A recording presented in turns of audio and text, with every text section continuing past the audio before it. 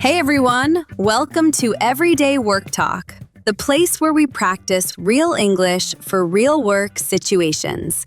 And we keep it simple. No long grammar lessons, just natural conversations you can use in any job, in the office, online, or anywhere you work. I'm learning to express myself more clearly at work, step by step. I'm learning too. We're not teachers. We're just practicing together with you. Yeah, this is real life English, not classroom English.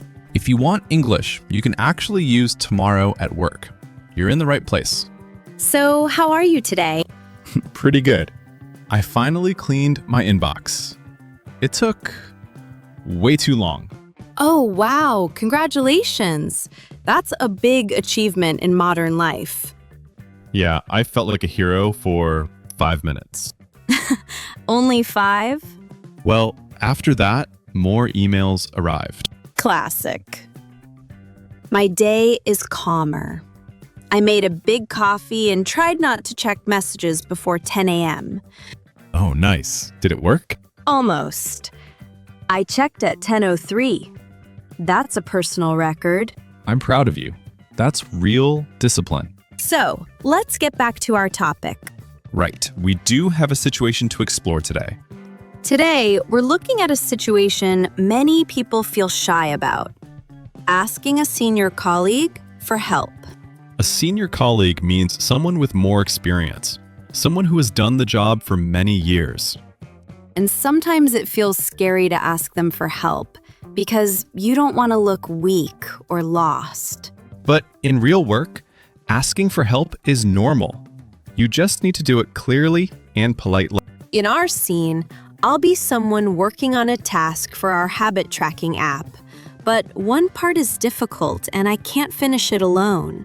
And I'll be the senior colleague who knows how to do it, but I'm busy and focused on my own work. So I need to ask for help without interrupting too much. And I should explain the steps without doing everything for you. Ready to try this situation together? Let's go. Hi, do you have a moment? A short one, yes. What's going on? I'm working on the new campaign for our habit tracking app, and I understand what the app can do, but I still can't see a clear target audience. You mean you're not sure who exactly would need it? Yes, I know it helps people build better routines, but that sounds like everyone. Right, and everyone is the one audience you should never choose. I know. I just don't want to make the profile too narrow either. It doesn't have to be tiny. It just needs to be real. So maybe people who want to improve themselves? Still too general. That can be a teenager, an athlete, a writer, a CEO. No focus. Okay then. Busy people who need structure? Closer, but still very broad. Busy people is basically the entire world. Maybe people who use productivity books and videos? Better, but that's still a mix of many types. We need one clear group we can talk to directly. Right. I don't need a full training, just a direction, so I can narrow it down in a smart way. Then start with the core problem. What's the first thing our app solves? It helps people stay consistent. Daily reminders, streaks, routine support, progress tracking. Good. So who usually struggles with consistency? Teenagers? No. They try habits sometimes, but routines are not their main priority. Parents with small kids?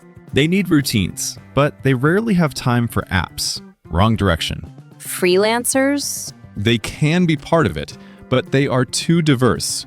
Some are super organized. Some don't care at all. Students? Possible, but students change habits too often and don't stay consistent. Okay, then young professionals? People trying to balance work, goals, and daily habits? Yes, now we're finally getting somewhere. So something like people in their 20s to 30s who want stable routines but can't stay on track without support? Exactly. That sounds like a real clear group. Should I add behaviors? For example, people who start new habits every Monday but stop by Thursday? Yes, 1 or 2 behaviors make the audience feel alive. Or people who watch productivity videos but still struggle to stay consistent? That's a very real type of person. So I can say, they try new habits often but need structure to keep going. Perfect. That's the exact pain point our app solves. And maybe add a small detail about what motivates them. Something like, they want to feel more in control of their day. Yes, motivation is a strong element. Add 1 line, not a whole story. Got it. And what about their lifestyle? Should I add that too? Only if it matters. For example, many of them work in fast-paced environments or have multiple goals at the same time. Okay, so the final profile might look like young professionals in their 20s to 30s, juggling work and personal goals, starting habits often, but losing consistency without structure. That's strong. That is a usable profile. This really helps. I can build the whole campaign around this problem and motivation now. Good. Write a short description and send it to me later. I'll check if it's focused enough. Thank you. I didn't want to guess and rewrite everything from zero. Asking early saves hours. You made the right choice. Okay, wow, that was a real situation. There were wrong ideas, corrections, and then finally a clear target audience. Yeah, it felt like a real meeting. And now let's move to the next part, the explanation, so everyone can really use these phrases at work. Right, we'll take a few key expressions from the conversation and explain them in simple English, with examples and when to use them. Narrow it down. This phrase means to make something smaller, more focused, or more specific. For example, from many options to a few, or from a big idea to a clear one. We often use it when we have too many choices or too much information, and we need to choose what is really important. In our scene, I needed to narrow the audience down, not talk to everyone, but to a clear group. You can say, "We have too many ideas. Let's narrow them down." Or, "Can you narrow it down to 2 options?"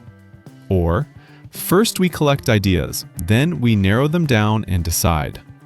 And it's useful in marketing, planning, design, and even in daily life when you choose, for example, a hotel, a date, or a time for a meeting.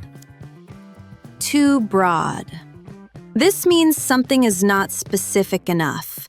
It is too wide or too general, so it's hard to use it in practice. When you say that an idea, an audience, or a topic is too broad, you mean it covers too many things and doesn't help you make clear decisions. In the scene, I said that ideas like people who want better habits were too broad because that could be almost anybody, and you can't write a strong message for almost anybody. You can use it like, "Your topic is too broad. Can you make it more specific?" Or, "This description is too broad for a campaign." Or, "Our goal is too broad. We need something more concrete."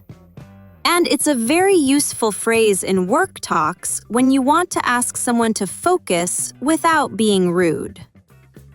Core users. This phrase means the most important users, the main group of people who will use your product. They are not all possible users, but the central group you really design for and think about first. In our conversation, young professionals who want stable routines but can't stay consistent without support are the core users of the habit tracking app. You can say, "Who are our core users for this feature?" Or, "Let's focus on the core users first and then think about others." Or, "If we don't understand our core users, the product will feel random."